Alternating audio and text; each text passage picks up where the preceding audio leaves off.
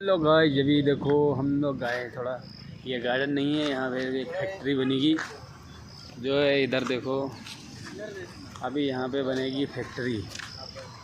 ये गार्डन नहीं है, लग रहा है गार्डन जैसा। देखो ये सब लोकेशन इज़ वेरी डेंजरस। कितना फास्ट लग रहा है ना भाई, मस्त लग रहा है इधर थोड़ा। तभी आज कंपनी नहीं गया था, उधर था छुट्टी, तभी इधर आए हम लोग। इधर देखो फोटोग्राफी कर रहे हैं लोग, सब दोस्त हैं मेरे रूममेट। तो हम भी फ़ोटो ले रहे थे थोड़ा पहले। अभी उधर कोई देखो गाड़ी सीख रहा है, वो गाड़ी सीख रहे हैं ना वो लोग। अभी लोकेशन इधर मस्त है,